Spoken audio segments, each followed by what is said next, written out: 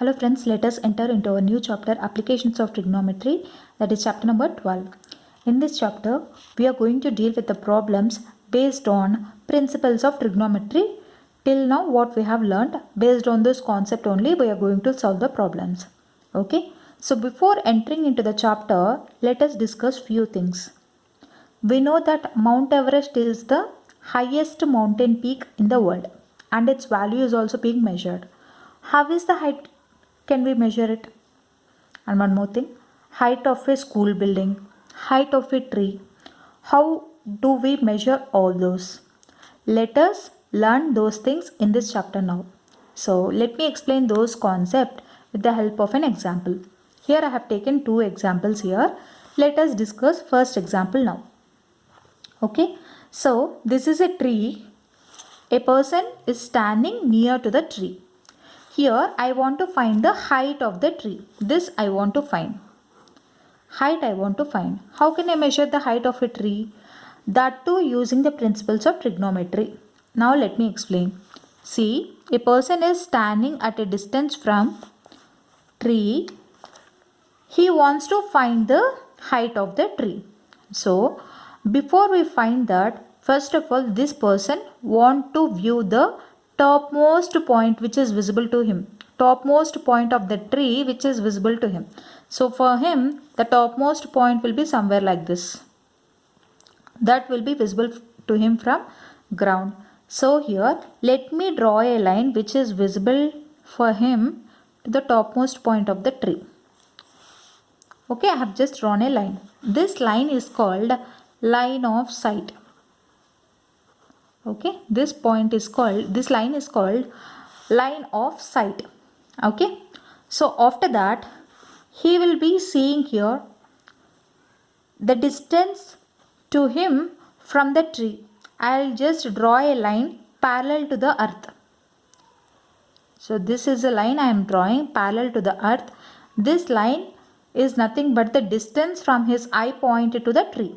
Correct? So this line is called horizontal line. Horizontal line. Okay. This line of sight is nothing but from his eye point to the top view point of the tree, and horizontal line is nothing but the line drawn from his eye point to the tree. Okay. To the stem of the tree or to the tree, anything is same. Here topmost point, here it is to the tree. Line of sight and horizontal line. See here, the angle formed between line of sight and horizontal line, I am representing it as theta. Okay, the line formed in between line of sight and horizontal line, I am representing it as theta. So, what is our intention is to find the height of the tree. See, when you see here, since when you observe these three lines here, it's nothing but a right angle triangle. Okay, horizontal line, line of sight and height of the tree. Let me draw this separately for you for understanding purpose. So this nothing but forms a right angle triangle. Correct? So right angle triangle, and here the angle is theta. See here, when the angle formed is above the horizontal line, then this angle is called angle of elevation. It's called angle of elevation. Clear? So, what we need to find here? We need to find this height of the tree. This part we need to find out. When we know the angle, how can we find this? So in order to find this side, we need to know either of the sides. In which, see here, three sides are there. In order to know one side, at least any of its side we have to know, so that you can apply any principles of trigonometry, either cos, tan, cot, cosecant, like that. So what are the requirements to find the height of the tree? One is the angle and the other one is the length of any of its side. It means here either distance of line of sight or distance of the horizontal line you need to know. Clear? So this is the explanation of example number 1. So this is example 1 explanation. This we are done. Okay, this angle of elevation is nothing but if the angle is formed above horizontal line, then that angle is called angle of elevation. Okay, in order to know the height of the tree, you need to know first thing what? First thing is angle of elevation you need to know.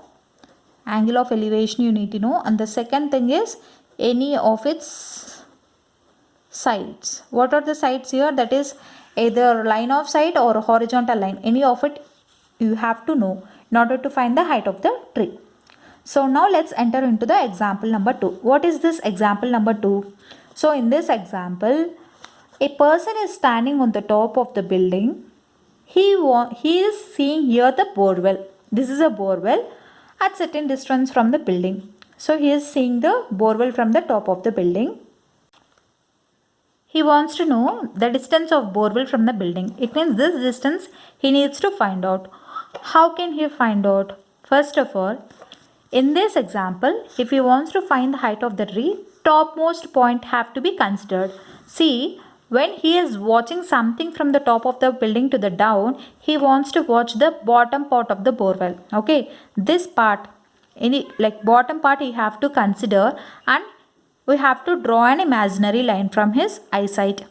Okay, like this. The line will be like this. Correct? What is this line is called? Same. This line is called line of sight. And horizontal line is nothing but from his eye point to any line is drawn parallel to earth from his eye point, then that line is called horizontal line. Correct? Horizontal line. In the example 1 also, see here a line is drawn parallel to the earth from his eye point, that is called horizontal line. Here also the same thing, horizontal line is drawn. See, he is watching something from the top of the building to the down. It means any angle formed in between line of sight and horizontal line. I am representing this as theta. Okay? Okay, here I am representing the angle formed in between line of sight and horizontal line as theta. Since here the angle is formed below the horizontal line. See, the angle is formed below the horizontal line. Hence, this angle is called angle of depression. What is this angle is called? It's called angle of depression. Okay. If an angle is formed above the horizontal line, then it is called angle of elevation. And if the angle is formed below the horizontal line, then the angle is called angle of depression. So now how to find the distance of the borewell from the building? See, this part we need to find. Correct? How can we find? When you see here, this horizontal line and the line on the earth, these two are parallel lines, right? See here, for understanding purpose, I am drawing the same parallel lines. Okay, this is horizontal line and this is the line on the earth. And when you consider this as a transversal, see here, the angle, same angle theta I am representing here. Okay, if the two lines are parallel, then the alternate angles are equal. So, if the angle formed here it is theta, then the angle formed here will be theta, because if the two lines are parallel, then the alternate angles are equal. So, applying the same concept here the angle will be theta. Correct? Since why the angle here, this angle and this angle remains same, because the horizontal line and the line on the earth are parallel. Okay. So, when you see here, let me draw this. So, this is the line, that is the distance between the building and the borewell. Correct? And let me represent it in the form of a diagram here. Yeah. So, this is theta. Same thing we have drawn, and this is what? Nothing but the height of the building. Correct? See here, the angle theta is nothing but angle formed from the person visiting on the top of the building to the base of the borewell. Okay, same angle theta, and this is the height of the building and this is the distance of the building from the borewell. So if you want to find this distance, if you want to find this, what you need to know? First thing is theta value and either of its sides. Same thing. Like how we found out in the example number 1, same concept here also. So if you want to find this x value, you need to find the theta value and any of the measurement of its side. That is, either you have to find the height of the building, you have to know the height of the building, or the distance of the person from the base of the borewell. If either of the information you know, you can find the distance of the borewell from the building. Correct?